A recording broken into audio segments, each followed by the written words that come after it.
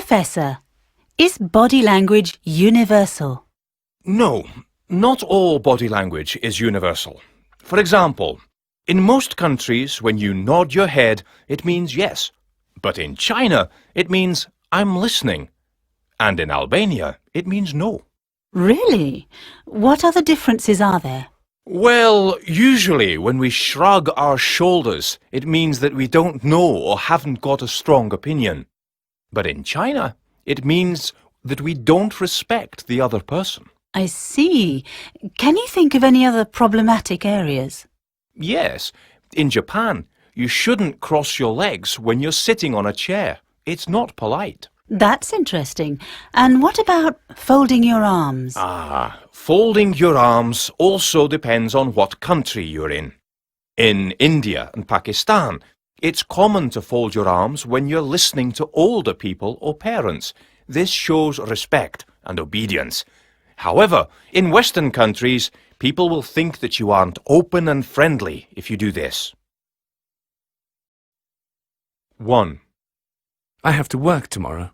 So you're not going to the party, are you? 2. Mark has seen this film 5 times. He likes it, doesn't he? 3. I didn't see Jim at work today. He's not sick again, is he? 4. Did you try the cake? It's homemade. You didn't make this yourself, did you? 5. Je m'appelle Christopher. You can't really speak French, can you? 1, You're not listening to me, are you? 2, It's expensive, isn't it? 3, They didn't buy that house, did they? 4. He's not 50, is he? Claire is an intelligent person, but she keeps to herself and doesn't like to talk about her personal life. We've been classmates all year now, but I can't say I know her very well. But people tell me she's reasonable and has common sense. Jane, on the other hand, has a great personality, and she loves talking to people and making them laugh. Invite Jane to a party, and she'll be there. She's also tolerant of others, even though she may not agree with them, and nothing seems to bother her. Beryl is very different from both Claire and Jane. I like Beryl, but I have to admit she's difficult to be around sometimes. I mean, you never know from one day to the next if she's going to be happy, sad, or angry. And you have to be very careful about what you say to her. One wrong comment and she starts crying. 1, Judge. 2, Star. 3, Impact. 4, Function. 5, Wonderful. 6, Harder. 7, That. 8, Car. 9, Back. 10, Ugly. 11, Automatic. 12, Us. 13, Pardon. 14, Argue. 15, Factor. Language. Contact. Stand. Partial. Argument. Art.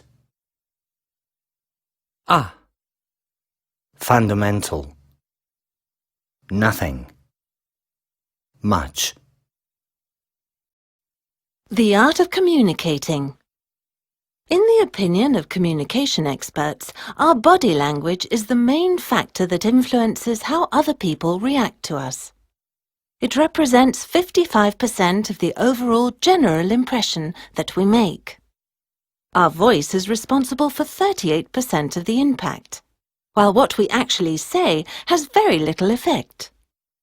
It is clear, then, that if we want to make a good impression, we need to have the right body language. But how good is yours? One fundamental element of body language is eye contact. When we look people in the eye, we are showing them respect and that we are interested in what they are saying. It also shows that you are an open person and have nothing to hide. A good general rule is to maintain eye contact 2/3 of the time. If you have much more eye contact than this, you can be too intense. On the contrary, if you avoid eye contact, people may think that you're not interested in them, or that you are not a sensitive person. And you don't want to give that impression, do you? You should think about your posture too. If your posture is good, you'll automatically start feeling better. So, the next time you're feeling down, look at how you're standing or sitting. Your back probably won't be straight, and you will be looking down. Poor posture inhibits breathing and can make you feel nervous or sad. It will also give a negative impression. Improving your posture is sensible. Not only will it improve your breathing and ability to concentrate, it will help you avoid back problems in the future. Finally, your ears also play a vital role in communicating. Now, a friend of mine can move her ears, but I'm not talking about that. I'm talking about how you use your ears.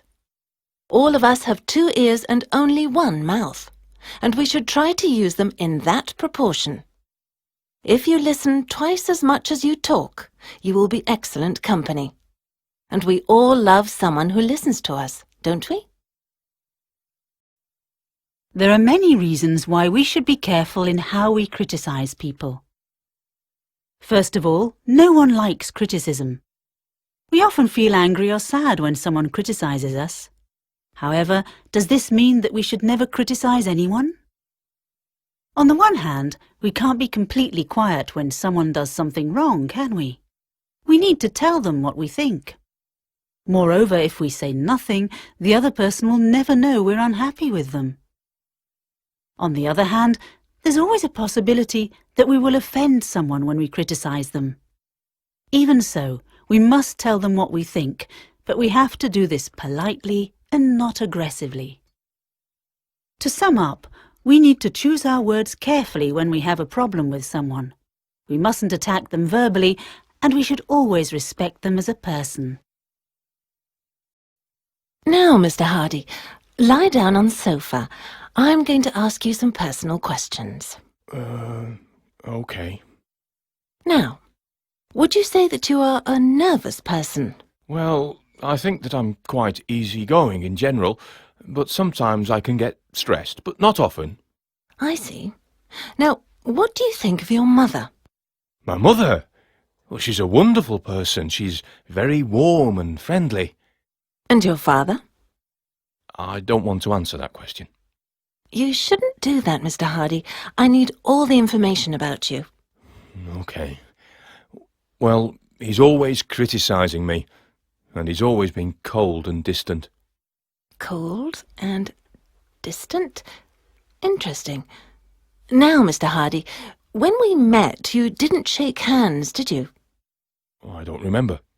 Well, you didn't. Perhaps you are cold and distant too? I don't think so. I work as a teacher and all my students like me. I see. So would you say that you're friendly and outgoing? Yes, I would. But, Mr. Hardy, you're not looking me in the eye, are you? But I'm lying on the sofa. I can't look you in the eye, can I? I'll ask the questions, Mr. Hardy, and you answer them. When is your job interview? Tomorrow morning. I always get so nervous at interviews. Maybe I should have a large glass of wine before I go. Shouldn't do that. If they smell alcohol on your breath, you won't make a good first impression, will you? You're probably right. I'll stay up all night practicing then. I wouldn't do that. You'll look tired and give the wrong impression. Listen, just relax and be yourself and you'll be fine. You're right. I've decided to wear a nice conservative outfit. What do you think? That's a good idea. What colour? Dark grey suit with a white shirt. Perfect. I'm just so shy. And when I'm nervous, I find it difficult to look people in the eye. Why don't we make a video so you can practice? What a great idea. Thanks for helping.